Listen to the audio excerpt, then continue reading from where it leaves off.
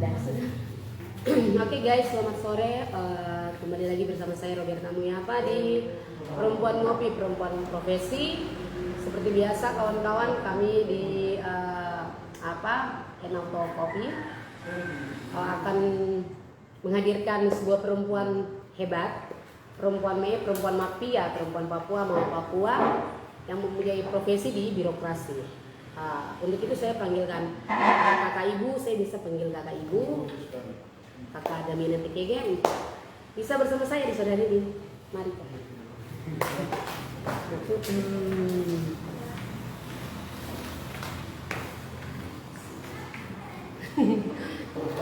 Mari kakak duduk. Oke, selamat sore. Kita sapa kawan-kawan di ini dulu. Live kami di Instagram sama Facebook di Enauto Coffee. Ya, selamat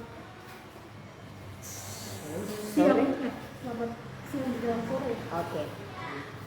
Selamat jumpa lagi dengan saya dan dengan TKG.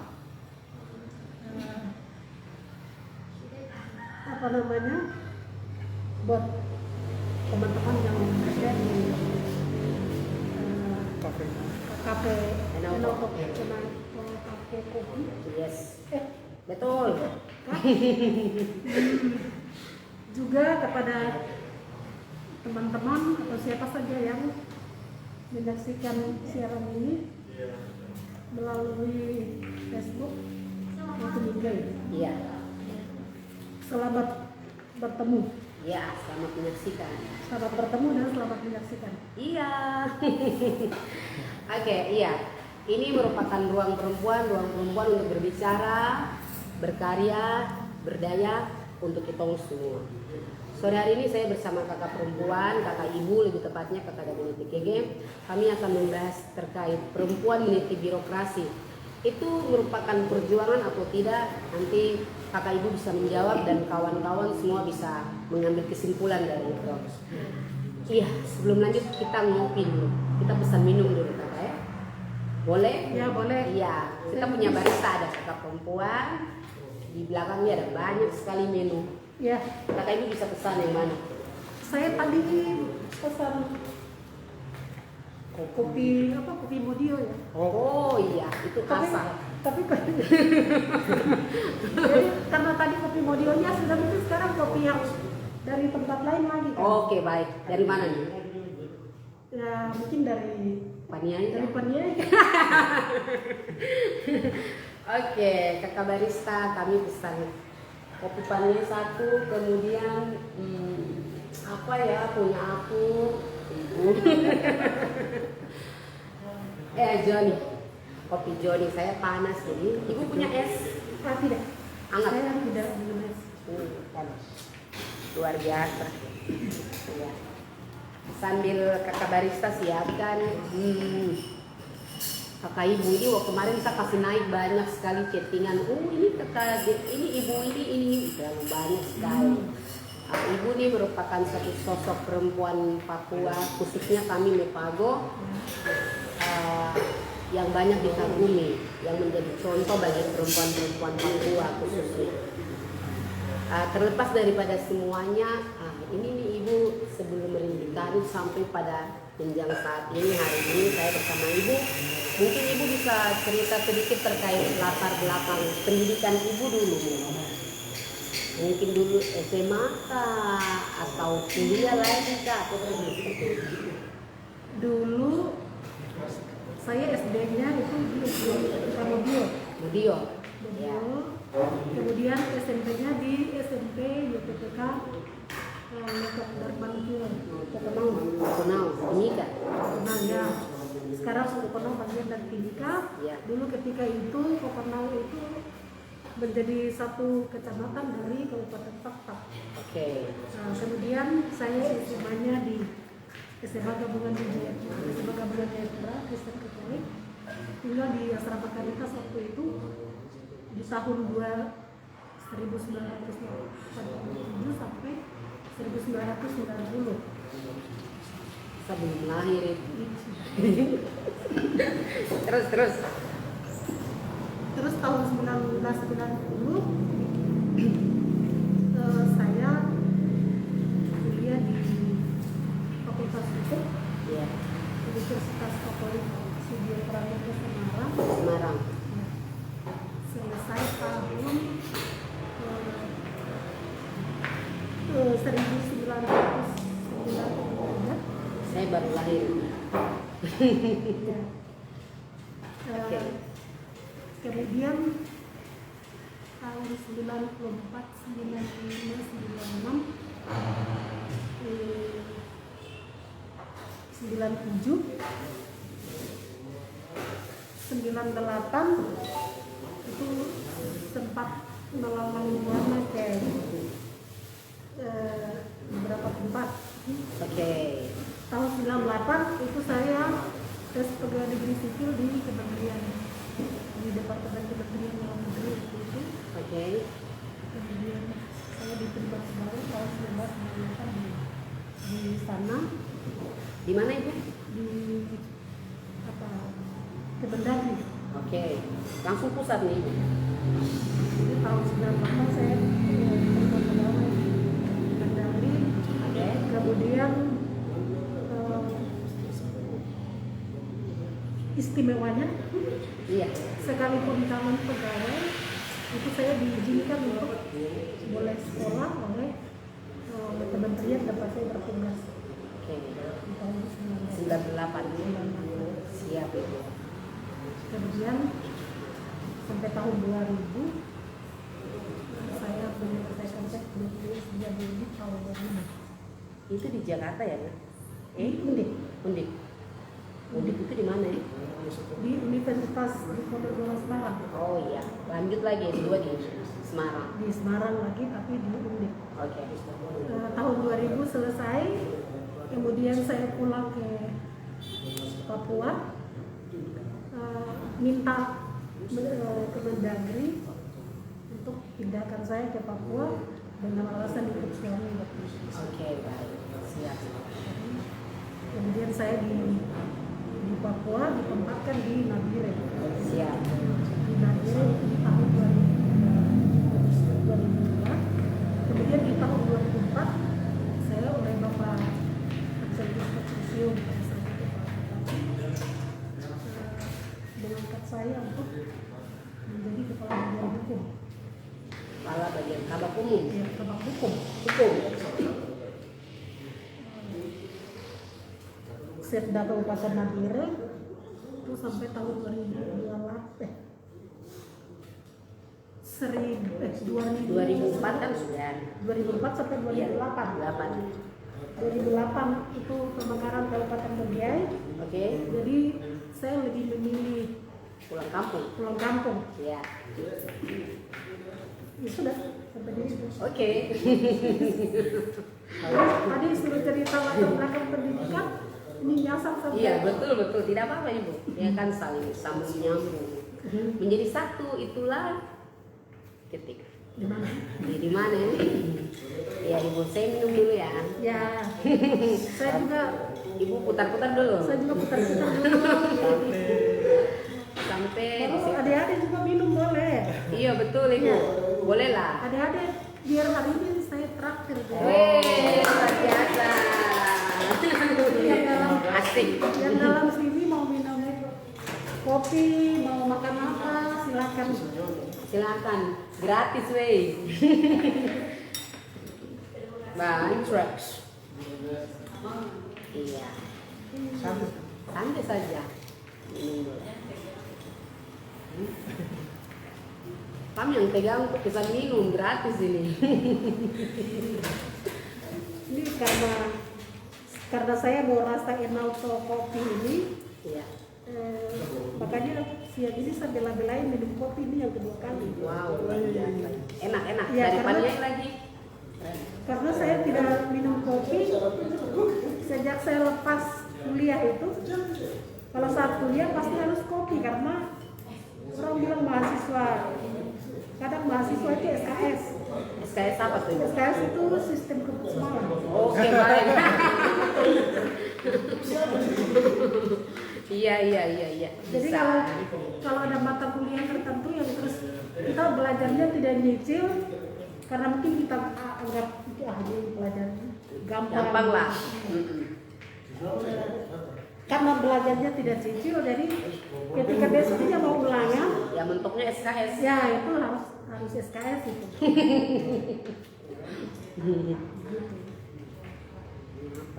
Oke, Tapi yang begitu jangan ditiru ya sama mahasiswa sekarang. betul Ibu. Kalau boleh belajarnya nyicil pelan-pelan. Siap.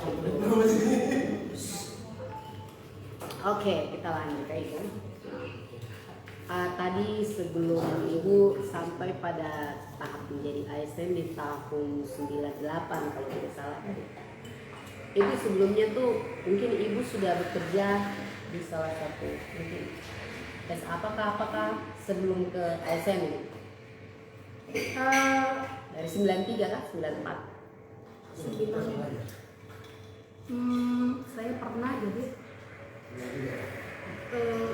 asisten dosen. Oke. Ini bantu-bantu yang profesor yang di itu.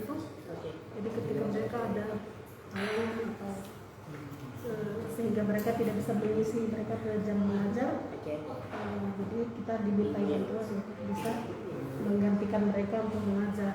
Iya. Tapi waktu itu karena ingin belajar kerja, jadi tanpa upah yang penting. Oke, siap. Punya pengalaman. Yang penting punya pengalaman. Kemudian kita juga ilmu kita tidak hilang setelah kita selesai dari bangku kuliah. Iya, saya sepakat itu. Ya. Kemudian pernah juga mau hampir bekerja, bukan hampir, sempat bekerja Iya. di yang memproduksi ini cat orang tua yang Anggun nanti- merah. Nah, yang dia punya gambar itu Amer. Orang apa tua. kayak orang tua tuh. Iya. Baru kulit putih. Iya, kumis putih itu. Iya. Oh, di situ ya, Ibu? Iya. Wih. Di situ kemudian sudah wawancara kerja, sudah ikut kerja, tapi Training. karena Sudah kerja? ya sudah ikut bekerja. Kira-kira sekitar 1 tahun, 96 sampai 97. Kemudian mulai dengar nanti ada tes pegawai penerimaan dan lain-lain. Terus akhirnya saya tidak aktif di situ karena fokus. Nah, jadi mungkin pemikiran saya pada saat itu dengan pengetahuan yang begitu mungkin masih menganggap bahwa pekerjaan itu pegawai negeri sipil itu yang lebih baik gitu. Iya. Waktu itu padahal belum tentu bahwa pekerjaan itu bukan hanya pegawai negeri sipil saja, tapi pekerjaan yang lain. Gitu. Iya. Ya sudah, terus akhirnya 98 jadi pegawai negeri sipil. Oke. Oke, Ibu. Selain daripada Ibu punya landasan pikiran bahwa di saat itu bahkan sampai sekarang Ibu orang katakan menjadi seorang manusia yang sejati kayak ini itu harus menjadi seorang PNS dulu kayak itu. Sebetulnya setelah saya menjalani kehidupan itu, ini sebetulnya pegawai negeri itu bukan satu-satunya pekerjaan yang bikin mengubah kita punya nasib atau mengubah kita punya kehidupan. Ada lapangan pekerjaan lain yang bisa kita eksis di sana kalau betul-betul kita sungguh-sungguh untuk dan komitmen untuk memperjuangkan, mengusahakan. Iya, benar. Jadi pegawai negeri bukan satu-satunya. Oke. Jadi pada saat itu Ibu hanya berpikir kalau jadi kalau mau menjadi seorang manusia itu saya harus menjadi ASN kayak gitu. Ya. Atau ada mempunyai alasan lain kenapa mau jadi PNS kayak gitu. Apa sih? Waktu itu Ya. yang lebih populer itu lebih populer orang-orang bekerja itu sebagai PNS. Iya, benar. Jadi mungkin tidak ada pengalaman lain atau Faktor lain. faktor lain atau mungkin tidak tertarik kalau bukan PNS begitu. Oke, baik. Karena buktinya ketika kita wisuda, terus setelah wisuda itu kita sudah didekati oleh beberapa pimpinan perusahaan yang perusahaan benefit seperti Jarum Kudus itu. Terus tadi perusahaan yang tadi saya cerita. Nah, itu kan mungkin mereka rata-rata yang mempunyai perusahaan itu kan ini karena latar belakang Kristen background. Oke. Padahal Mereka sudah booking mahasiswa dengan lulusan-lulusan yang menurut mereka bisa mereka serap di mereka punya usaha. Oke. Nah, jadi ketika wisuda itu sama orang-orang itu sudah didekati. Siap.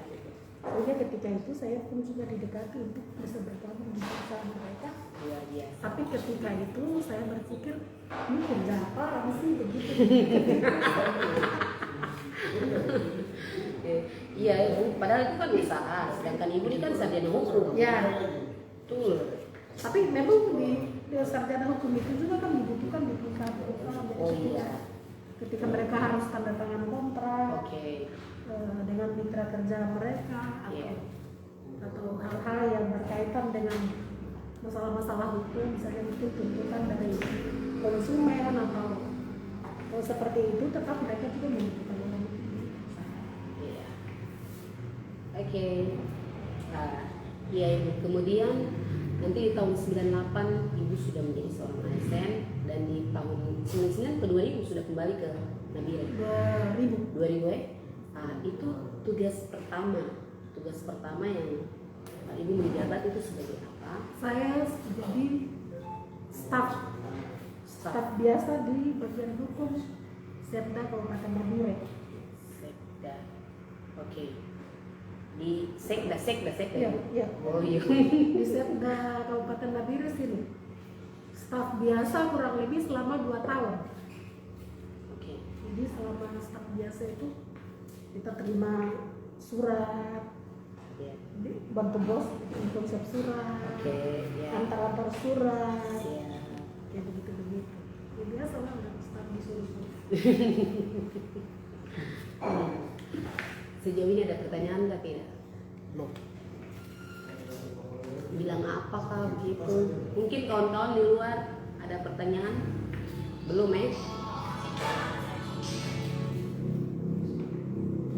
Rade? Ya kita lanjut ya Ibu. Oke, Ibu bisa cerita sedikit bagaimana proses sampai pada posisi di hari ini? Sedikit saja. Proses sampai seperti yang ini. Iya. Yang pertama-tama di kesempatan ini juga saya mau menyampaikan banyak terima kasih kepada Bapak Presiden Tokyo Iya. yang saat ini mungkin beliau mungkin sakit. Iya. Tetap saya mendoakan beliau karena beliau sudah besar dalam rangka bukan hanya saya secara pribadi, tapi juga beliau punya komitmen untuk juga bisa merangkul perempuan supaya bisa duduk di dalam kursi-kursi birokrasi. Iya, benar. Nah, itu ketika waktu itu beliau pada saat beliau menjabat itu mengangkat saya sebagai kepala bagian hukum. Kemudian ada lagi Ibu Yosina Mangwaran waktu Iya, itu iya. yang beliau juga angkat jadi kepala dinas kesehatan. Siap. Kemudian ada juga yang perempuan Oktovina Warumboni. Oktovina Warumboni itu menjadi kepala Satpol PP. Iya. Kepala Satpol PP yang tidak banyak kita lihat dari bupati-bupati lain yang zaman sekarang ini selain saya jadi bupati. Iya. Bapak Yakubus Bupati, terima kasih Bapak. Yang memberikan kesempatan kepada perempuan untuk bisa berkiprah, kemudian bisa mengambil bagian di dalam jabatan birokrasi.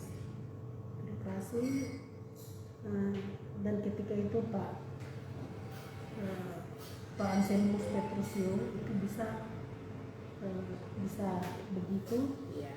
Dan awal saya bisa seperti ini itu karena beliau. Siap Ibu. Ya. Nah, waktu itu saya masih kecil jadi saya belum begitu tahu perkembangannya. Ya. Iya. Masih SD lah. Iya. Kemudian Ibu, pasti untuk proses untuk naik jabatan itu, saya pikir itu susah yang saya lihat dari kacamata awam seperti saya itu. Mungkin Ibu bisa jelaskan sedikit bagaimana proses untuk naik jabatan, khususnya untuk perempuan ini. Apakah ini bersaing terhadap sesama perempuan kah? Atau harus pokoknya dia punya jalur birokrasinya bagaimana kah kayak gitu? Sebetulnya kalau kita kembali melihat undang-undang yang mengatur tentang jabatan-jabatan di birokrasi atau di lingkungan ASN itu, sebetulnya pangkat dengan golongan itu memenuhi menjadi kriteria dalam orang menduduki suatu jabatan struktural di pemerintahan. Tapi yang terjadi di Papua khususnya itu politik itu menjadi semacam ukuran atau ya orang selalu melihat segala sesuatu itu dari kacamata politik. Benar, ya. Bahwa orang ini kemarin mendukung saya ketika saya suksesi atau menjadi calon bupati atau wakil bupati, atau orang ini bagaimana, jadi itu menjadi tebal sehingga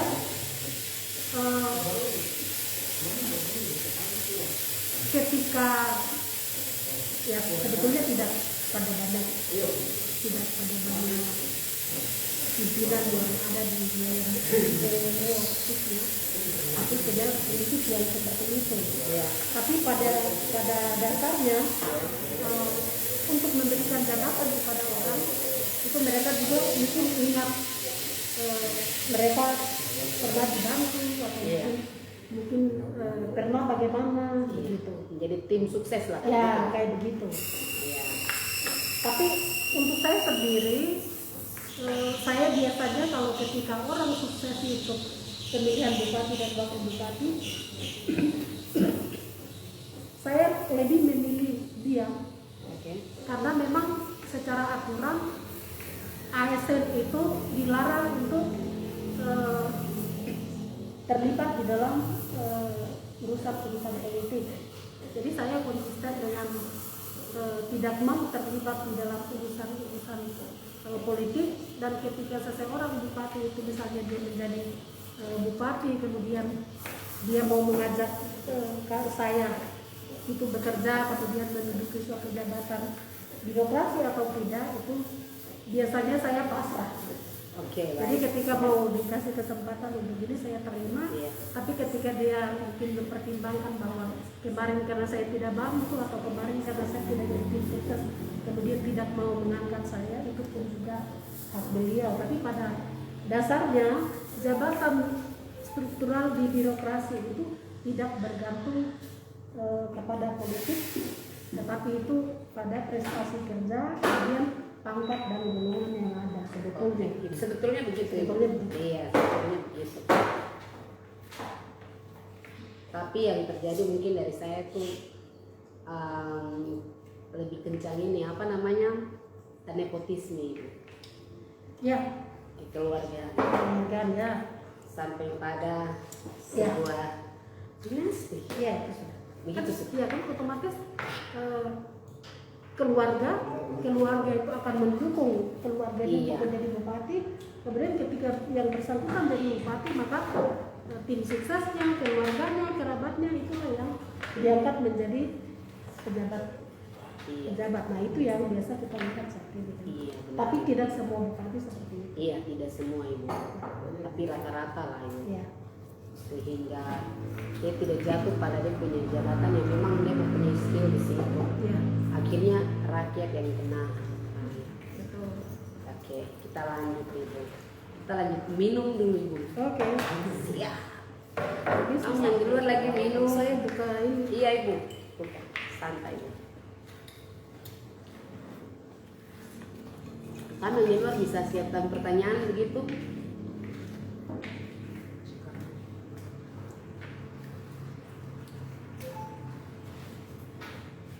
Sudah pertanyaan apa tidak ada?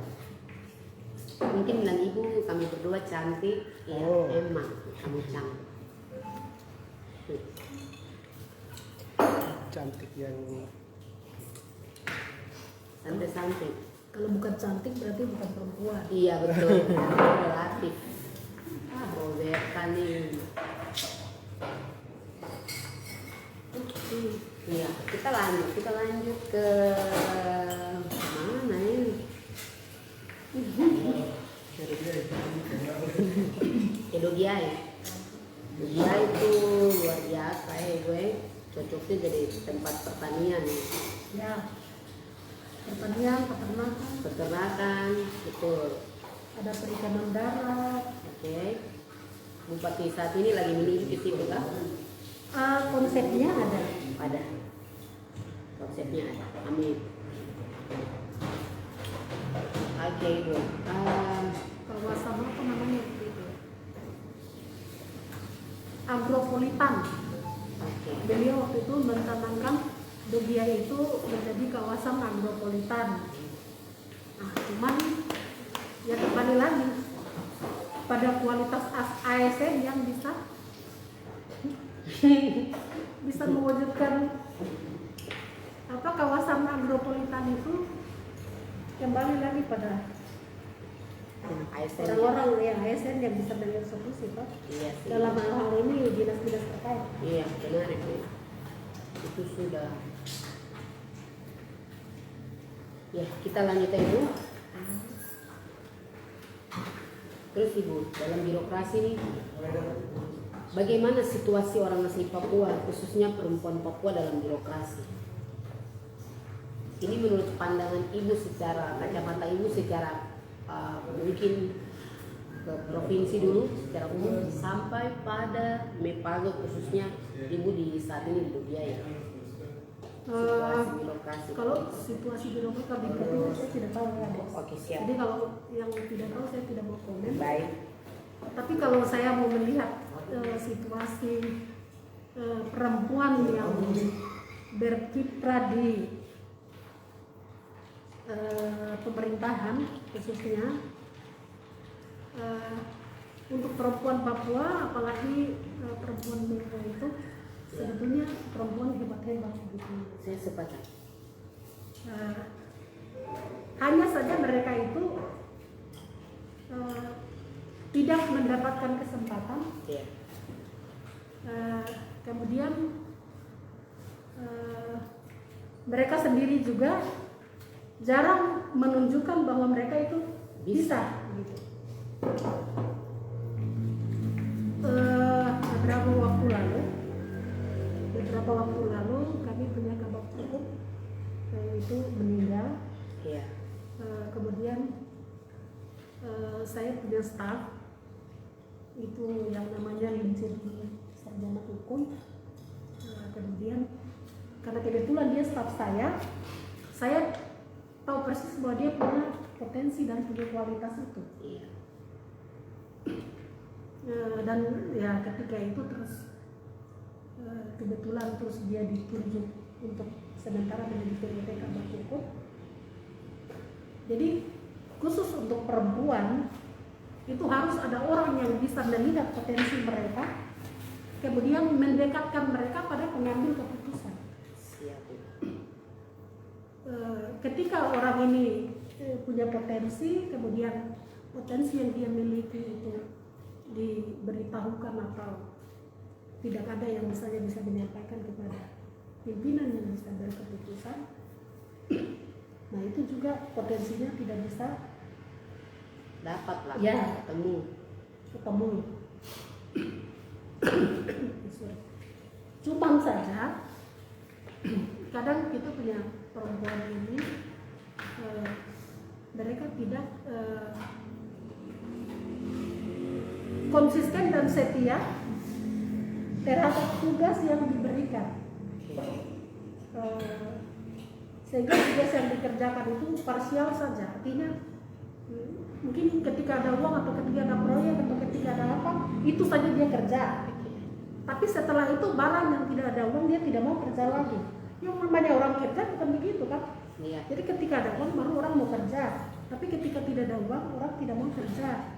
Nah hal yang seperti begitu kok pintar setinggi apapun juga, karena tapi kok tidak setia dengan pekerjaan yang diberikan kepadamu sebagai pegawai negeri sipil sekecil apapun, maka orang seperti begitu orang lain tidak suka merekomendasikan orang seperti itu. Siap, benar Ibu. Jadi maunya kalau mau perempuan juga diperhatikan ke depan, jadilah setia mengerjakan tugas-tugas sekecil apapun juga tanpa berharap untuk mendapatkan kalau mendapatkan pengalaman bagus, Iya, benar Ibu. atau mendapatkan ilmu bagus. Tapi kalau kita sudah menomorsatukan mengerjakan sesuatu dengan orientasi mencari uang, maka silahkan kok ketinggalan. Ke pinggir. Iya toh? Iya, ke pinggir Ibu. Jadi jangan sekali-sekali kita bekerja itu karena kita mau uangnya. Iya. Tapi tunjukkan dulu pekerjaan itu kau kerjakan dengan serius dan sungguh-sungguh. Otomatis tanpa aku kasih tahu bahwa saya ada itu, orang akan lihat pekerjaan. Jadi dengan lihat pekerjaanmu maka nanti orang bilang ini dia boleh. Jadi orang kita rembukan itu kurangnya itu. Oke, siap. Ya. Catatan penting bagi perempuan. Ya, Siap Ibu. ya sebenarnya bukan orang mes saja. Iya. Yang lain-lain juga sama, tapi Untuk kita semua. untuk semua. Untuk semua Ibu, bukan perempuan saja, laki-laki juga. Dong macam silakan pesan minuman yang baru datang kalau mau. Iya. Ini macam saya kenal dari waktu kecil saja. Kayak Iya, bapaknya punya anak. iya. Pilot kami. Nah itu 2 orang itu, Iya. satu bapak Theo tadi saya bilang, satunya bapak Ayub Kayani. Nah, siap. Sudah ada pertanyaan kan? Nah, di luar mungkin ada pertanyaan. Seragam. Yang kamu diam bilang tidak ada begitu. Jangan buat situasi itu tegang. Ya, saya satu aja. Oh iya. Pertama kali Mama diberikan kepercayaan, perasaan apa yang Mama rasakan? Saya waktu itu bapak Ayub kayaknya waktu itu dia bilang sama saya gini,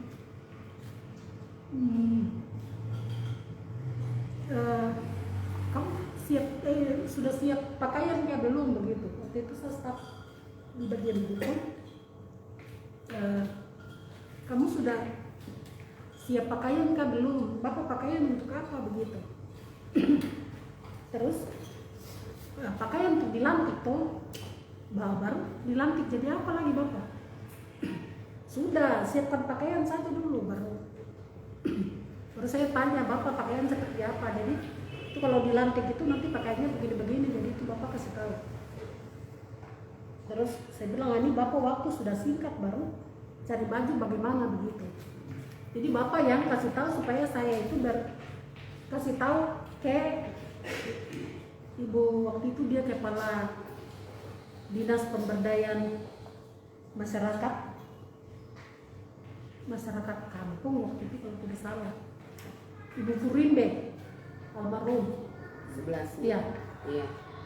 Jadi ibu kasih tahu Ibu Furimbe, pasti dia punya koleksi baju-baju full dress itu banyak begitu. Jadi saya pergi tanya ke sana, terus mama bilang oh ini ada ini, mau pilih yang mama. Jadi saya dikasih tahu contoh begitu. Jadi kenapa ketika saya bicara yang seperti begitu, sama Bapak Teng sama Bapak Ayu, karena mereka yang punya jasa untuk membuat saya jadi perempuan seperti ini. Siap. Ya. Oke. Begitu, terima kasih dah. Terima kasih. Yang lain? Mari ibu kita minum ya. Oke, ada pertanyaan? Santai.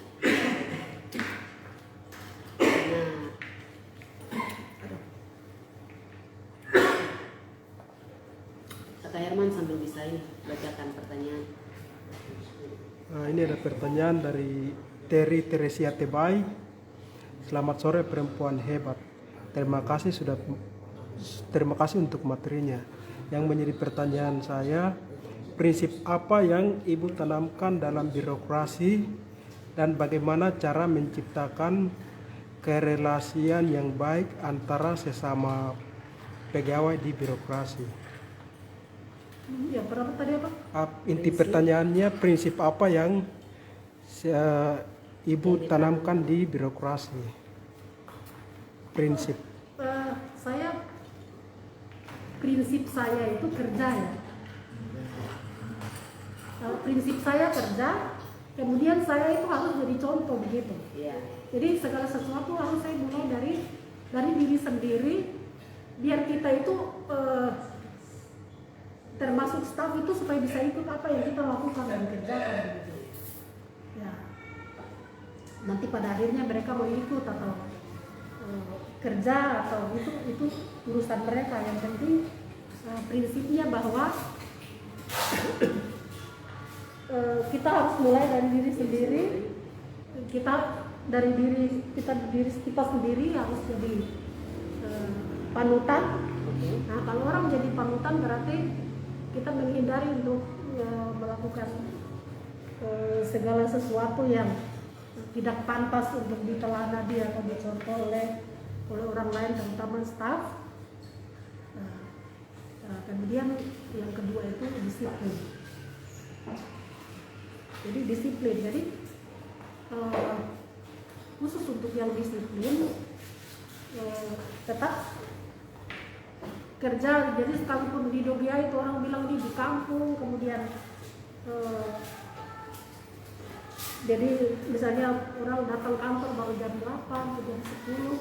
Kalau saya tetap jam 8 sudah bekerja. Oke. Apalagi sekarang kantornya kita berhubungan dengan masyarakat. Jadi jam 6 pagi itu di rumah terus orang sudah ketok-ketok. Sudah ketok-ketok pintu. Karena mereka perlu informasi tentang segala sesuatu yang berkaitan dengan desa dan lain-lain. Jadi itu sudah. Kemudian untuk staf mungkin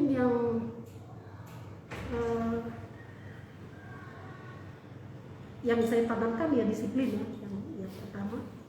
Kemudian disiplin itu nanti diikuti dengan misalnya kalau kita melakukan suatu kegiatan, kemudian kegiatan itu misalnya ada uangnya, itu kita hanya memberikan, misalnya desa di situ kalau ada honor seperti itu, kita hanya memberikannya kepada pegawai yang mengikuti kegiatan itu. Kegiatan itu tidak kita kasih. Jadi itu juga salah satu cara untuk mendidik pegawai bahwa kalau tidak bekerja itu orang tidak makan begitu. Iya, benar. Nah, jadi sebetulnya termasuk gaji, kinerja, tapi biasanya staf saya protes. Ibu, kantor lain mereka kerja kah, tidak kerja kah, gaji, honor itu tetap dibayar. Jadi harus punya kita juga itu harus dibayar. Paksa orang lain tanpa kita sendiri itu menjadi panutan untuk contoh. Iya, saya sepakat Ibu. Jadi untuk kita mau melakukan perubahan yang besar itu, kita mulai pada kita punya diri sendiri. Ya. begitu pada prinsipnya. Kemudian disikapi dengan disiplin. Begitu kawan Tebai, Teresia. Teresia Tebai. Iya, siap. Ada lagi? Belum. Belum. Yang di luar ada ya? Ini penonton di luar nih kira-kira 2.000 orang ini. Lama.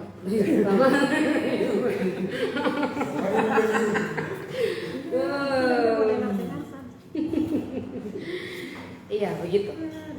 Orang konser kali. Itu sekali-sekali konser saja di sini biar. Nah, iya itu. Nanti ya Ibu, sekarang Covid jadi. Hari ini sampai ini hancur betul nih gara-gara Iya. serabasnya Mas Dito. Ada tisu lagi kan? Ibu minum dulu Ibu. Sambil minum saya yang tanya. Iya. Ibu, apakah ada misi tertentu yang diperjuangkan di dalam birokrasi? Mungkin terhadap keluarga kan, atau kepada masyarakat, kepada keluarga, masyarakat, kemudian kembali kepada perempuan, dan kita punya tanah Papua. Misi yang diperjuangkan. Iya.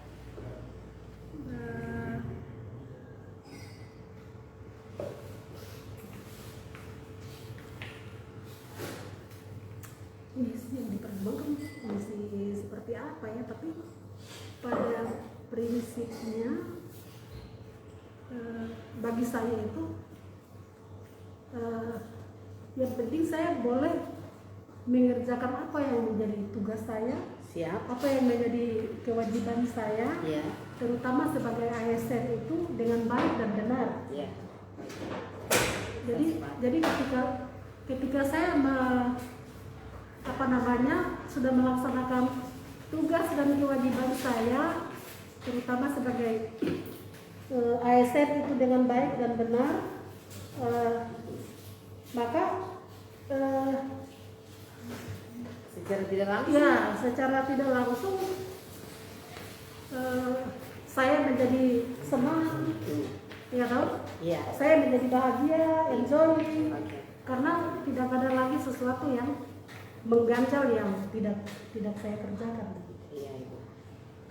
Siap. Yang penting implementasi terhadap masyarakat dong kena. Ya, Ya. ya. Apapun itu. Apapun sebetulnya kita ingin membawa masyarakat ke arah yang lebih baik. Iya. Misalnya ya sesuai dengan tugas pokok dan fungsi ya. Nah, sekarang ketika misalnya saya sekarang di pemberdayaan masyarakat desa, nah bagaimana caranya supaya dana desa itu bisa berguna atau bermanfaat untuk masyarakat itu misalnya. Benar. Ya, toh? Terus bagaimana kelembagaan-kelembagaan di kampung itu dapat berfungsi dengan benar, Iya. sehingga mereka bisa melaksanakan tugas-tugas mereka, fungsi mereka di kampung dengan baik dan benar, karena mereka juga sendiri mengerti apa yang mereka lakukan sebagai lembaga-lembaga yang ada di kampung misalnya. Siap Ibu. Oke. Nah, jadi ya itu, jadi mewujudkan misi itu untuk lingkungan birokrasi tergantung tempat di mana kita bekerja, ya. Pemberdayaan masyarakat desa berarti bagaimana caranya supaya pemberdayaan masyarakat di desa itu bisa jalan. Iya. Kalau ketika misalnya dulu saya di dinas pendapatan daerah, ya bagaimana caranya supaya pendapatan daerah itu bisa saya tingkatkan dengan strategi yang pas, gitu ya. Ya, toh? Jadi kalau kita untuk di birokrasi, misi yang di birokrasi atau di ASN, ya misi kita itu sesuai dengan tugas pokok dan fungsi yang kita emban di masing-masing dinas atau instansi. Siap Ibu. Luar biasa sekali. Nah, kemudian Ibu, mungkin dari jabatan dari Ibu ASN dari tahun 98 sampai pada saat hari ini, mungkin ada jabatan yang penting kemudian dia sedikit menantang untuk Ibu. Adakah? Semua ini menantang. Iya, pasti. Ya, semuanya menantang. Ketika pertama kali dilantik sebagai kabak itu, yang pertama kali wartawan tanyakan kepada saya itu, sebetulnya Ibu angkat sebagai kabak hukum itu nanti perlu produk hukum, ya kita akan mengerjakan atau mengangkat apa yang menjadi kebutuhan masyarakat itu, dan kita dijati di dalam produk hukum misalnya perda. Ada satu hal ketika saya di kabak hukum itu, waktu itu Pak APO berakhir masa jabatan kemudian mau melakukan pemilihan ke bupati. Ya. Itu di tahun 2008. Kemudian waktu itu Bapak APO sebagai Pak Bupati kasih tahu kepada saya untuk pokoknya kamu pikirlah satu aturan yang membatasi untuk orang pendatang itu bisa mencalonkan diri sebagai bupati dan wakil bupati di sini. Gitu. Sampai di situ ya, sampai tahap itu ya. Bu. Sampai tahapan itu. Keren juga. Terus saya pikir, saya baca semua produk hukum yang bisa membatasi orang di luar menjadi bupati, wakil bupati itu tidak ada. Oke. Tapi kita bisa berdasarkan pada otonomi khusus. Nah, memang di dalam otonomi khusus itu tidak ada pasal yang secara gamblang mengatakan bupati dan wakil bupati itu orang asli Papua. Iya. Yang boleh itu hanya gubernur saja. Nah, sehingga sekalipun mungkin secara otsus itu bertentangan, tetapi secara nafas dari otsus ini kan memilih kepentingan orang Papua. Iya. Sekalipun secara gamblangnya tidak ditentukan, tapi dari nafas dan semangat undang-undang otsus itu memperbolehkan orang Papua itu saja yang boleh calon bupati dan wakil bupati. Nah, karena itu saya buatlah yang namanya satu rancangan peraturan daerah tentang larangan bupati dan wakil bupati itu, ya pokoknya wajib bupati wakil bupati itu wajib orang asli Papua. Ya. Dan itu disetujui juga oleh DPR waktu itu. Oke. Itu 2008 ini. Tahun 2008. Jadi disetujui juga oleh DPR sehingga pernah jadi produk hukum perda itu. Dan itu tantangan bahwa ya sampai di DPR kita pikir nanti tidak akan disetujui oleh DPR, ternyata justru DPR mendukung dengan perda itu, kemudian tidak tahu mungkin Mendagri sudah kasih data atau belum produk itu, tapi sampai saat ini kalau belum dibata masih ada perda yang perda Kabupaten Dogya ini yang melarang orang pendatang untuk mencalonkan diri menjadi bupati dan wakil bupati waktu itu. Oke, waktu itu. Ya, waktu itu, tapi harapan supaya kemarin dari perubahan otsus yang ini ulang itu, semoga sudah memasukkan ini. Jadi jangan hanya gubernur, tapi bupati dan wakil bupati juga harus orang asli Papua. Iya. Ya sebelum itu waktu itu ide dari Bapak APO itu harusnya menjadi cikal bakal dari perubahan undang-undang otsus bahwa yang boleh menjadi bupati dan wakil bupati itu hanya orang asli Papua saja, gubernur. Nah itu yang menantang waktu itu di bagian hukum itu. Benar itu luar biasa sekali. Jadi ibu nih pernah membuat perda sampai pada tahap di mana pencalonan bupati, wakil bupati itu harus sama-sama orang asli Papua. Tapi karena revisi dari otonomi khusus dan jadi sedikit rombakan perubahan, jadi wakil bupati ini maunya supaya nanti revisi yang otsus yang kedua kemarin itu sudah kasih masuk pasal itu begitu. Sudah kasih masuk. Ya, tidak tahu sudah kasih masuk apa? Iya sih betul. Iya kan? Tapi dulu sebelum revisi yang kedua, itu sudah ada ide atau gambaran dari Bapak APO waktu itu. Sudah ada bahwa beliau menginginkan bupati dan wakil bupati di provinsi Papua itu harus orang asli Papua saja. Dan itu kita tindak lanjuti dengan saya bikin perda tentang bupati dan orang asli Papua. Oke. Nah, itu paling menantang dari ibu. Memang benar ibu, berat sekali. dia punya perlawanan cukup kuat. Ya, perlawanan cukup kuat. Waktu itu orang pendatang pada saat itu juga terus mereka tidak terima. Iya. Tapi pasti. bagusnya bahwa DPR mendukung bahwa ini. Nah, ini bagus ini. Iya. Nah, jadi alasannya waktu kita berlaku asas Siap. Undang-Undang Otsus itu menyampingkan Undang-Undang 32 2024 tentang pemerintah daerah. Siap Ibu. Terima kasih. Ada pertanyaan? 3.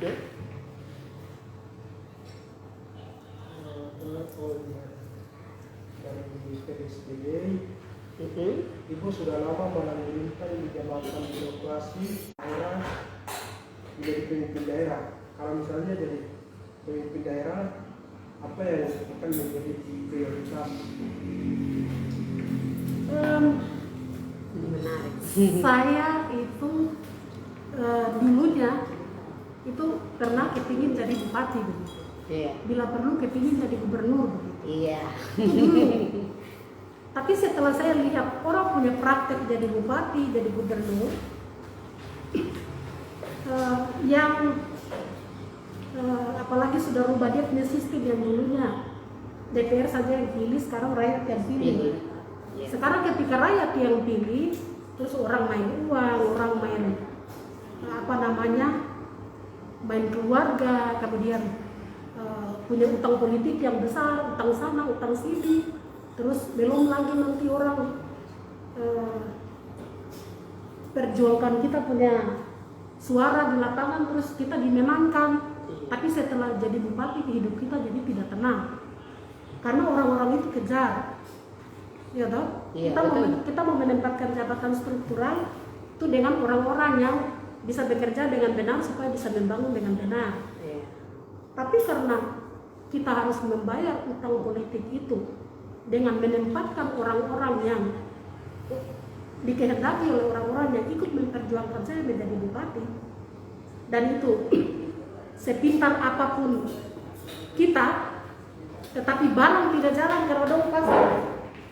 Orang-orang yang kemarin mendukung dan yang mendukung itu juga kualitasnya juga tidak jelas. Iya, menarik. Iya toh? Iya. Ya daripada di goblok-goblokan orang mending tidak usah saya. Dia terus aja tuh Ibu. Iya, saya lihat saya punya bupati di atas sekarang, beliau tuh menurut saya luar biasa konsepnya,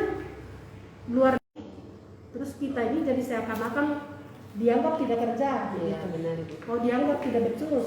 Jadi dinas sama nggak jalan karena mungkin kemampuan terbatas dan lain-lain. Kegagalan dia itu kan juga jadi kegagalan bupati kan Iya, begitu. betul. Nah. Bupati yang mesti dinilai. Nah, ya. Terus saya lebih tertarik dengan saya punya dunia birokrasi. Jadi kalau untuk birokrasi saya kejar sampai kapanpun begitu. Siap. Tapi kalau untuk suruh jabatan politik minta maaf begitu. Jadi begitu Kakak Felix. Untuk Ibu saat ini Ibu lebih meniti ke birokrasi. Karena memang benar untuk politik praktis lebih tepatnya itu dia punya utang politik yang nanti kita bayar saat menjabat. Ya, antara politik dengan birokrasi saat ini tuh beda tipis. Beda tipis lah, beti. Ya. Betis.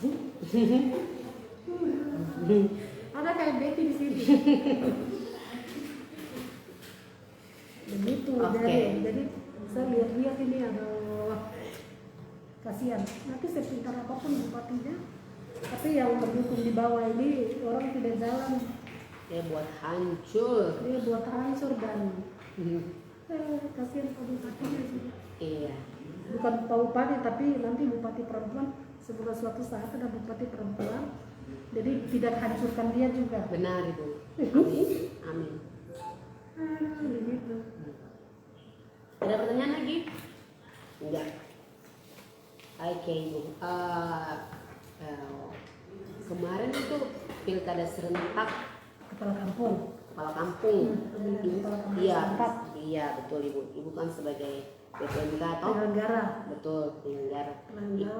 Penggagas, bukan penggagas sih, yang mengeksekusi, Oke baik. yang menggagas itu Pak Bupatinya. Siap. Saya mengeksekusi apa yang beliau mau. Oke baik. Ibu. Siap. Iya, Ibu bisa ceritakan sedikit terkait itu tuh pilkada kepala kampung. Mungkin pemilihan kepala desa yang terjadi di Kabupaten Legian beberapa bulan yang lalu, Ya. di mana tanggal 30 Juli kita lantik, Ya. ada Juli ya, ada 73 kepala kampung. 70. Ada 3 kepala kampung yang tidak bisa kita lantik karena 3 kampung itu gagal melakukan pemilihan. Oh gagal. Nah, gagal melakukan pemilihan karena ada 2 kampung yang ketika mau coblos itu bermasalah dan mereka tidak coblos. Kemudian 1 kampung yang karena kondisi alam, karena dia di distrik Sukugas nanti akan bersamaan dilakukan pemilihan kepala kampung dengan 3 kampung yang dapat gelombang kedua di tahun depan. Oh tahun depan lagi. Jadi ada tahun depan masih ada 6 kampung. 6 kampung. Berarti penambahan 3 kampung lagi nih. Kalau 3 kampung itu memang Sudah batas waktu masa jabatan kepala kampungnya berakhirnya tahun depan. Siap. Oke. Nah, itu 3 kampung. Ada 73 kampung yang bupati sudah lantik di tanggal 30 Juli dan mulai dari awal kita sosialisasi untuk pemilihan kepala kampung itu sampai pemilihan kepala kampung dan mau pelantikan itu berjalan dengan aman dan lancar. Sekalipun ada keberatan dari kampung, kita di tingkat kabupaten bisa distrik dan kampung di tingkat distrik bisa selesaikan, kemudian yang dibawa ke kabupaten itu bisa diselesaikan di tingkat kabupaten sehingga pelaksanaan pelantikan itu bisa berjalan dengan aman dan lancar. Dan itu semua sebetulnya masyarakat itu ketika disampaikan dengan baik, benar, kemudian langsung ke kampung untuk memberitahukan, itu kita punya masyarakat itu mereka mengerti. Yeah. Nah, kecuali kita hanya berkoar-koar di kabupaten kah, berkoar-koar di media sosial saja baru rakyat di bawah yang tidak tahu media sosial, terus yang tidak tahu baca, tidak tahu tulis itu dia tidak mengerti. Makanya Menarik. Untuk hal yang seperti ini harus kita ke kampung baru cerita kasih tahu. Dan proses pemilihannya pada saat itu berjalan dengan aman sekali. Kemudian mereka bisa juga menyampaikan hak suara dia. Itu sama seperti pemilihan DPR, pemilihan bupati. Jadi mereka bikin bilik-bilik sendiri di kampung itu. Terus taruh foto-foto calon itu di video. Nah baru Keren. ya, itu mereka. Nah, jadi itu juga pembelajaran politik kepada masyarakat, sehingga ke depan menurut saya sistem noken itu menurut saya itu menguntungkan beberapa orang atau 1 orang yang dia punya kepentingan. Tapi kalau semua orang itu punya, dia wajib atau semua orang itu merasa berhak dan dia mau menyalurkan aspirasinya, maka walau bagaimanapun masyarakat itu kondisinya seperti begitu, kita ajari mereka caranya untuk bisa mencoblos dengan benar, maka itu contohnya pemilihan kepala kampung kemarin berjalan dengan baik. Nah, jadi itu juga dukungan dari masyarakat, kemudian juga caranya kita mensosialisasikan, sehingga itu semua bisa berjalan dengan baik. Semoga besok pemilihan kepala kampung yang Kabupaten Mugia ini maunya menjadi contoh untuk provinsi Papua keseluruhan. Karena sudah penilaian dari luar juga menganggap pemilihan kepala kampung kita ini yang terbaik ya. Pertama kali ya Bu? Pernah juga di 5-6 tahun yang lalu, tapi yang 5-6 tahun lalu itu tidak Iya. seheboh sekarang. Oke, baik Ibu. Tidak seheboh sekarang. Karena kalau yang dulu kan dana desanya kecil, Iya. jadi orang tidak terlalu antusias dengan pembelian. Oh, begitu ya, Bu. Sekarang setelah dananya miliaran, orang itu yang mencalonkan kepala kampung itu orang yang antusias. Wow. Begitu ada. Siap Ibu. Iya. Terkait tadi sistem noken sih, kalau saya sendiri pribadi saya tidak sepakat dengan Yes. sistem noken karena itu dia menginjak harkat dan martabat seorang perempuan Papua. Noken memberi kehidupan untuk kita, perempuan juga memberikan kehidupan bagi kita. Jadi sebaiknya dihapus saja. Nanti kita cari alternatif lain. Iya Ibu. Contoh pemilihan kepala kampung Kemarin itu, itu. perempuan juga dia bisa menyalurkan aspirasinya, Iya. laki-laki juga bisa menyalurkan aspirasinya. Jadi di pedalaman itu tidak boleh lagi alasan bilang sistem noken. Betul. Masyarakat tuh sekalipun dia pendidikan rendah, tapi bagaimana cara kita mengajarinya untuk bisa menyalurkan hak pilihnya, Iya. maka otomatis dia akan mengerti. Benar Ibu. Jadi hanya karena kepentingan dia bilang ini Papua ini cocok sistem noken, tidak bisa. Iya. Coba dulu. Iya, benar Ibu. Jadi kita sudah buktikan dari pemilihan kepala kampung, ternyata sistem noken yang kemarin mereka bilang begini itu sudah tidak bisa lagi karena masyarakat itu bisa diajari. Iya Ibu, bagaimana mensosialisasikan, kemudian aplikasi metodenya bagaimana itu kembali kepada ketua geng. Ya, Iya, begitu Ibu. ya, kembali kepada Kepala geng. birokrasi Iya, kah, ASN kah yang Betul. bertugas untuk bisa membawa masyarakat. Iya, betul. Sudah kapan? Sudah berapa lama? Oh iya, sedikit lagi Bu.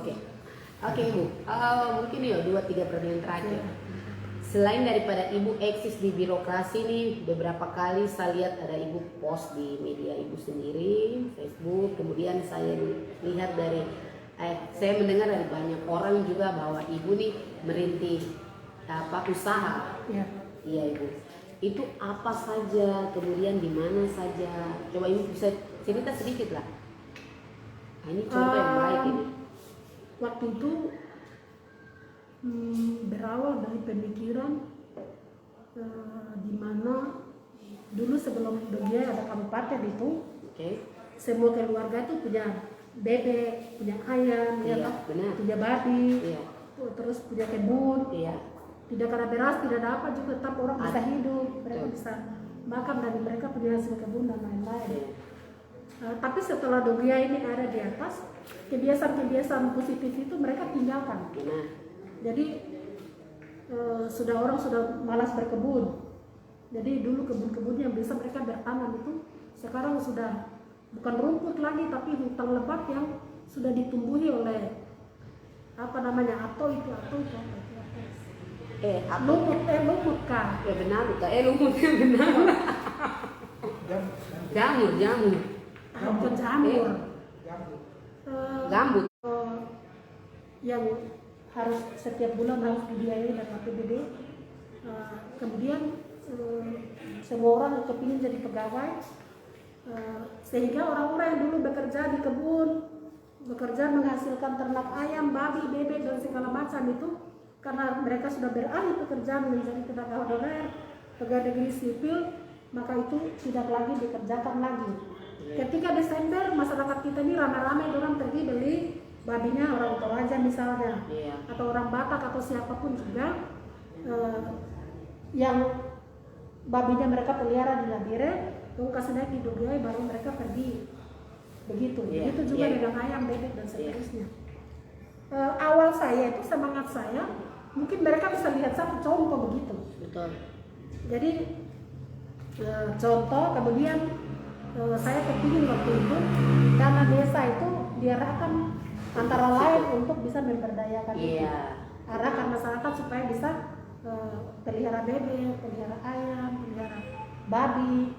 Kemudian di kota-kota itu waktu itu seperti Monemani kan tidak bisa lagi orang pelihara babi itu secara liar, harus dikandangkan. Jadi kita juga cari pola kandang yang bisa masyarakat pakai untuk mereka bisa dalam lokasi atau lahan kecil, tapi di situ ada bebek, ada ayam, ada ada kandang babi juga begitu. Nah, jadi bikinlah saya contoh. Satu ada di Nabire sini di Jayanti, Oke. satunya itu ada di Kimupugi. Kimupugi itu di Kimupugi mana? itu di Dobiai. Oke. Dobiai, jadi ada 2 tempat. Kemudian di situ saya pelihara babi, pelihara ayam. Ayamnya itu ayam kampung, bukan. Ada juga ayam potong, tapi saya lebih cenderung untuk Ayam kampung. pelihara ayam kampung. Yang bibitnya saya datangkan dari Surabaya. Siap. Nah, kemudian waktu itu awalnya itu saya bukan orientasi bisnis. Siap. Nah, saya punya orientasi itu orientasi supaya itu menjadi pusat belajarnya masyarakat. Iya. Jadi mereka bisa tanya apa saja di situ. Karena biasa ayam juga biasa kena penyakit ayam tiba-tiba tuh ada penyakit ayam itu.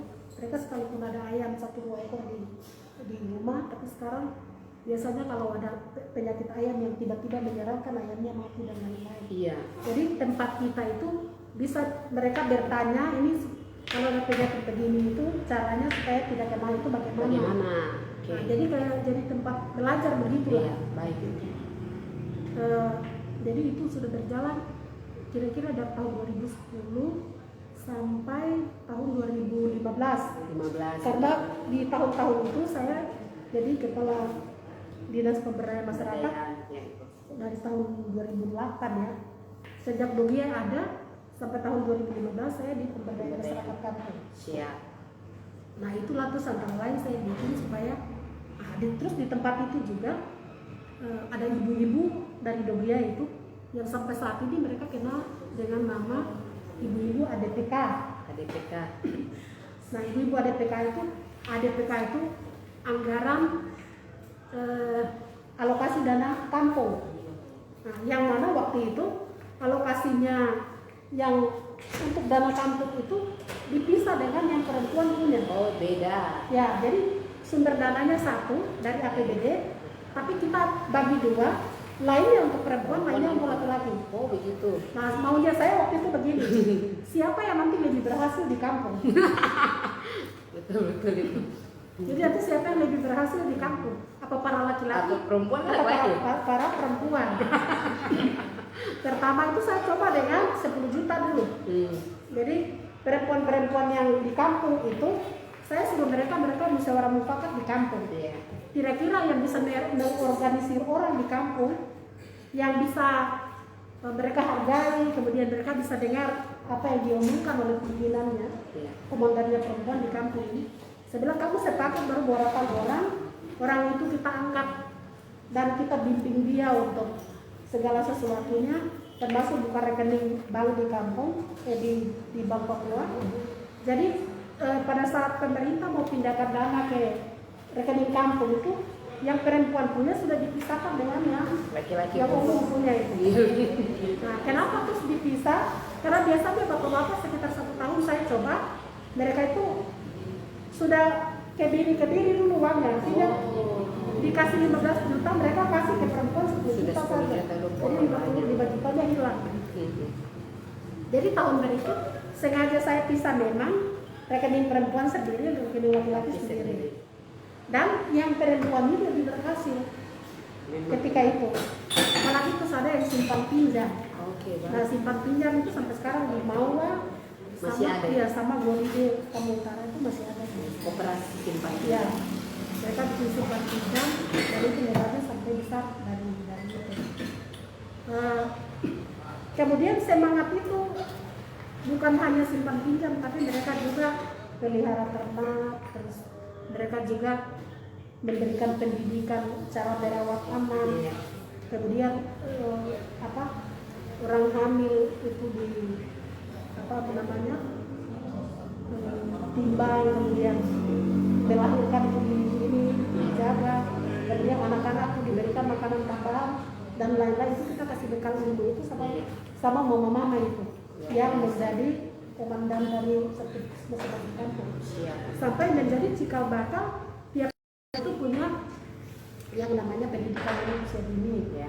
Terus yang ada yang namanya posyandu yang memang tahun ini pun yang dulu itu kan setelah saya pindah 2012 barang-barang itu terus dong pada jalan. Karena saya dipindah ke kantor lain, barang-barang itu saya kasih tinggal dan ternyata tidak diteruskan oleh pimpinan yang baru yang menggantikan saya. Tapi sekarang setelah saya kembali dari situ, saya mulai berpikir untuk kehidupan itu lagi karena saya jadi setelah saya pindah dari situ, saya ya jadi kan usaha sendiri toh. Iya, benar pasti. Memang saya memulai itu bukan dari uang dinas ya. Siap.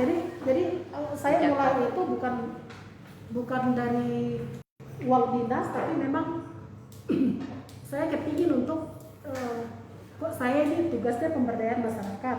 Apa yang bisa saya lakukan untuk bisa memberdayakan mereka begitu. Ya, itu salah satu caranya mungkin menjadi contoh untuk orang lain bahwa dia itu sebetulnya pejabat, tapi kenapa ada kiosnya? Dia itu pejabat, tapi kenapa dia pelihara ayam, babi? Atau setiap sore datang belanja makanan daun ubi atau daun apa tetap hasil-hasil yang ketika saya menjabat di dinas pemberdayaan 2015 ke bawah itu tidak pernah saya jual. Siap. Karena pasti misalnya kalau ada bibit-bibit ayam dan lain-lain, saya kasih kepada saya suruh ibu DPK itu menghitung anak mama yang janda, yang tidak bisa beli, yang tidak punya uang tuh, kau hitung di kampung berapa orang, nanti kita kasih ternak, bantuan ternak dari sini. Jadi mereka tidak perlu beli.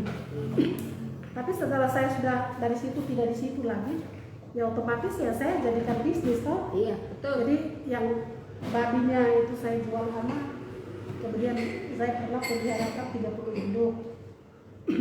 tahun 2017 itu saya dari babi di bulan Desember itu bisa dapat sekitar 330 juta.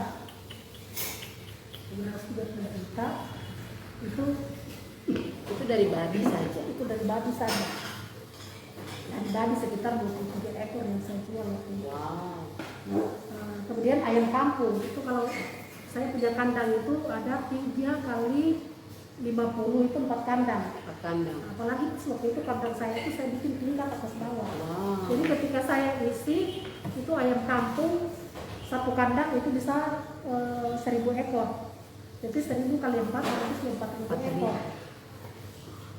Jadi beberapa tahun itu saya begitu dan itu saya dibantu oleh orang juga. Iya, iya, pasti. Jadi saya dibantu oleh orang.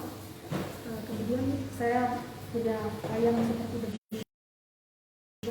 seperti begitu yang sampai saat ini masih saya pelihara, tapi dalam jumlah yang kecil. Tapi orientasi saya supaya di bulan Desember itu jangan masyarakat bombong tiap deh orang pendatang pribadi saja, tapi ya supaya saya juga kamu tidak mau uang toh, ini saya mau ambil uang karena saya pelihara babi. Betul.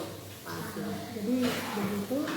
Jadi sampai saat ini juga masih saya pelihara ayam dengan babi dan terus. Emang, kalau tidak ada pertanyaan terakhir, mungkin saya kasih pertanyaan terakhir. Udah deh? Iya. Wah. Kita kalau mau mulai usaha itu pasti butuh modal. Pertama kali apa cara mengumpulkan modal itu, cara mengambil peluang, saya pertama itu waktu itu cari informasi pisahkan dari mesinnya, pindahkan ke kandang, begitu prosesnya begitu terus. Jadi semakin hari itu kandangnya semakin kemudian kalau boleh usahakan supaya dia agak tertutup begitu, tertutup artinya yang kecil. Sekarang kalau kita di YouTube terus atau di internet itu bisa kita lihat cara bikin mesin kertas dengan cara yang sederhana, nanti ada tutorialnya di situ. Itu bisa kita ikuti juga di situ gitu. Jadi sebenarnya ya, segala sesuatunya itu yang penting itu ada kemauan begitu. Yang penting itu ada kemauan, dan dia lebih bagus lagi misalnya kalau kita mau pelihara babi. Karena babi ini sekarang di Dogiai yang sedang-sedang itu saja bisa 7 juta, 8 juta, bahkan kalau Desember itu minimal 10 juta babi. Iya, benar. Nah, kemudian kadang juga mungkin ada masyarakat yang pelihara tapi tidak tahu, orang ini kadang juga dia kepingin tuh beli itu yang di sana yang punya pendatang saja begitu. Itu kenapa? Terus itu larinya ke sana. Jadi mulai harusnya sih mulai disadarkan untuk sebelum bukan mulai disadar. Kalau saya sih harus disadarkan sih. Iya, Iya, betul. Iya. Terus kapan orang Papua mau berkembang ketika kita tuh tidak saling mensupport, Iya. tidak saling mendukung, ya toh? Nah, tidak saling. Jadi pikiran bahwa pokoknya ibu ya teta itu begitu, ya toh? Kadang-kadang orang kita untuk apa memperkaya dulu keluarga atau memperkaya dia dan seterusnya. Iya. Sehingga kita tuh tetap begitu terus, ekonomi kita dikuasai orang, dia beralih sama orang. Sementara kita orang Papua itu jadi penonton saja. Betul. Nah, padahal terus kita marah-marah dengan kondisi itu. Kenapa orang Papua jadi penonton? Kenapa orang ini? Ya karena kita punya iri hati besar ketika ada orang Papua yang sama yang dia kepingin maju seperti begitu, itu usahanya tidak didukung, ya toh? Terus itu dia tidak disupport, tidak kasih semangat, bahkan dia bujuk-bujuk yang di sana punya tuh jangan kau beli dan segala macam. Nah kalau begitu masih begitu, tidak usah bilang pikir-pikir merdeka lah, tidak usah. Kan harus ada kemandirian di dalam diri dulu, ya toh. Iya. Terus supaya bisa kita lepas pelan-pelan, gitu. lepas pelan-pelan. Nah nanti kalau dong lepas saat sekarang begini terus akhirnya terus itu pisah dari dorang baru ya seperti bakalai sendiri lagi di sini. Itu lagi. Nah, jadi ya artinya jangan hanya memperjuangkan kebebasan politik, tapi ekonomi itu juga perlu kita pikirkan begitu. Jadi dan untuk meningkatnya ekonomi atau terbangunnya ekonomi itu saling support, saling mendukung dari diantara sesama orang Papua itu penting. Jadi kalau sekiranya ada saudaramu yang punya produk yang sama, itu belilah pada saudaramu begitu. Iya.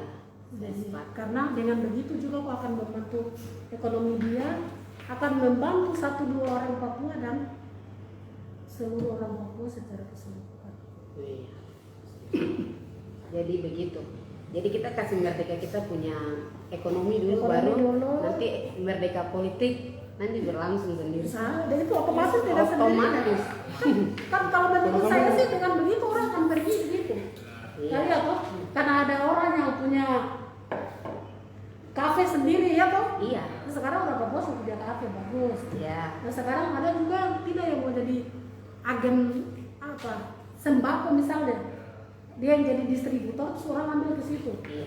Saya terus, iya toh? Saya di Jogja itu kalau ada yang jadi agen atau distributor sembako, itu kan kios-kios kecil itu yang di kampung-kampung itu kan orang Papua punya. Tapi yang jadi agen distributornya sembako di tempat kita itu kan orang pendatang. Iya. Ya bukan berarti kan orang pendatang tidak boleh berusaha, tidak. Nah, bagaimana ada orang yang muncul di sana sehingga dia itu bisa menghidupi kios-kios kecil yang ada di situ. Kalau saya sih lebih kalau memang orang Papua yang di luar PNS itu misalnya tidak mampu dengan itu, ya daerah bikinlah mungkin perusahaan daerah yang khusus menyediakan yang begitu, sehingga di kampung-kampung itu nanti ambilnya ke situ begitu. Jadi dari sektor yang ini itu biar diambil dulu begitu yang ini begitu. Sambil kita juga mengambil dari sektor-sektor yang lain. Karena kalau tidak begitu tidak usah berjuang bilang mau merdeka lah segala macam itu. Karena percuma kita mau merdeka tapi kita ekonomi tidak punya, tidak tahu. Ya toh nanti mereka bilang, kita biasa makan petatas keladi, itu mengerti makan petatas keladi. Kamu mau pulang kamu beras lah segala macam. Ya toh, tapi kan biasa kita tuh terbiasa kepingin makan nasi. Iya. Jadi sekalipun makanan kelompok itu orang lain punya, tapi karena kita sudah merasakan nikmatnya makan nasi, ya ada lah yang belajar untuk tanam padi misalnya. Iya, benar Ibu. Itu sih. Iya, siap Ibu. Adakah pertanyaan lagi? Kalau tidak saya terakhir. Dalam sini terada ya? Jadi tadi Leni itu jangan pikir uang dulu begitu. Karena ketika orang akan berpikir tentang uang, maka dia akan mundur 1000 kali ke belakang. Karena orang berpikir dulu tentang uang. Nah, kalau saya yang penting gua ada semangat dulu. Yang penting gua ada semangat dulu. Nanti dengan gua ada semangat itu, terus sekarang kan zaman modern tuh, ada tumpu HP ini dimanfaatkan untuk. Saya senang yang siapa? Mungkin yang lain saya tidak biasa ikuti, tapi yang ada siapa? Yang Salina ya. Nah itu yang terus dia ada apa? Bukan ada jualan online. Kan itu kecil-kecilan, tapi ya tuh ada kecil-kecilan, tapi kita mendukung dia itu dengan ikut membeli. Ada saudaramu punya, terus kenapa kita pergi beli di sana? Coba ini yang orang Papua itu harus berubah begitu. Iya tuh. Kan ada kafenya terus ada di sini toh, yang suka pinjam kopi apa segala macam. Nah, kenapa nggak tidak saja kemana begitu? Iya toh. Iya. Jadi selama kita belum mencintai saudara kita sendiri, ya toh, apa ya? Mencintai produk sendiri, mencintai saudara kita, mencintai sesama yang di antara kita sendiri itu, terus itu kapan lagi begitu? Kalau tunggu merdeka baru begitu, itu saya bilang belum bisa datang lagi. Jadi kalau memang ada jualan-jualan yang kayak begitu, kan di-share lah, di-share kan. Kasih tahu temannya, sahabatnya kasih tahu lagi temannya, dan segala macam. Kan orang lain berhasil itu kan karena begitu. Misalnya orang bikin kekuatan orang Toraja, misalnya di contoh. Saya bukan diskriminasi ya. Iya ibu. Tetap saja terus boleh dong kita jadikan kalian contoh. Iya boleh. Iya dong. Bebas. Jadi mereka itu di mana-mana ikatannya kuat. Iya. Ikatannya kuat. Jadi ikatan mereka itu tidak hanya ikatan emosional, tapi juga misalnya hubungannya dengan birokrasi misalnya. Nah, mereka ikutan lobby juga saudaranya. Aduh, saudara saya ini pangkatnya sudah memenuhi. Kalau ada lowongan eselon 4 kah? Begitu.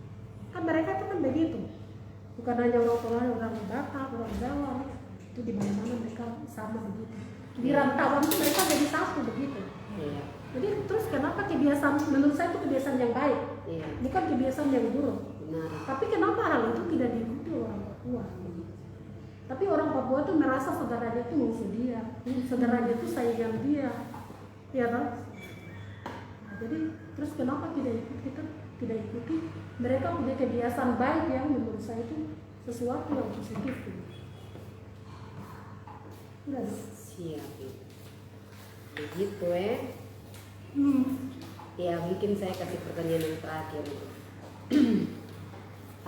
Dari ini apa namanya, meniti birokrasi sehari-hari, kemudian usaha, sampai pada terlepas dari semuanya ibu adalah seorang kepala keluarga, ibu rumah tangga. Itu bagaimana cara membagi waktu untuk ketiga ini? Dulu waktu saya pegang waktu kecil-kecil dulu. Oke. Karena satu orang sekarang sudah pada dia sudah keluar. Siap. Jadi tetap di jam pulang kantor tetap saya pulang kantor. Iya. Ketika waktu untuk harus antar anak tetap saya antar anak. Gitu. Ketika misalnya harus duduk dan belajar sama-sama dengan mereka, tetap saya juga melakukan itu. Siap. Nah, begitu. Tetapi saya juga tetap memperhatikan apa yang menjadi saya di kantor. Iya. Nah, itu pengalaman saya, terus dengan itu antara anak dengan mama misalnya. Tapi kalau dengan istri, dengan suami tidak punya pengalaman, karena ketika itu saya sudah tidak punya suami lagi. Siap. Iya. Di tahun 2004 itu jadi tetap keluarga itu juga penting. Iya. Jadi jangan sampai terus kita punya kesibukan di kantor itu bisa menyebabkan keluarga kita, anak-anak kita itu terabaikan karena kita punya kesibukan. Benar. Iya. Oke. Begitu ya Bu? Oke. Oke, sudah. Tidak ada pertanyaan lagi? Iya, mungkin terakhir pesan untuk kita perempuan Papua. Pesan saya sebetulnya potensi perempuan Papua itu besar. Iya. Laki-laki ini mereka tidak akan melihat kita punya potensi kalau kita tidak sendiri berusaha untuk menunjukkan bahwa kita ini punya potensi loh begitu. Iya, jelas. Ya kan? Jadi tunjukkanlah potensimu sedepan-depan mungkin, setinggi-tinggi mungkin, supaya orang lain, terutama bapak-bapak dan laki-laki, itu mereka bisa melihat bahwa orang-orang atau perempuan-perempuan Papua ini juga bisa. Iya. Kemudian kalau sekiranya ada birokrasi atau birokrat perempuan yang ada saat ini di mana saja, bukan hanya di Dodea, di Nadiere, tetapi saya berpesan kepada kita, khususnya yang perempuan-perempuan yang menjadi birokrat ini, kita ini jadi agen untuk juga bisa mengangkat kita punya adik yang menurut penilaian kita itu mereka ini juga mampu karena sekalipun mampu, kadang perempuan Papua itu malu, ya toh, malu. Kemudian tidak ada orang yang mengenalkan mereka dengan pengambil kebijakan atau keputusan dan seterusnya. Jadi kita punya tugas untuk juga supaya kita bisa mengangkat adik-adik yang lain supaya mereka juga bisa Siap. Sudah Ibu? Oke, jadi untuk perempuan Papua kamu juga bisa ya, tetap percaya diri. betul. Apapun itu, perubahan terjadi pada diri sendiri dulu. Ya. Oke, begitu dulu. Ibu sudah? Ya. Oke. Kita kembali lagi di Noto Cafe di 2 minggu mendatang bersama Perempuan dan Profesi, Perempuan Ngopi, di mana ruang ini dibuka untuk perempuan berbicara, berdiskusi, berkarya dan berdaya untuk sesama. Terima kasih banyak untuk semua kawan-kawan. Sampai jumpa lagi. Dah.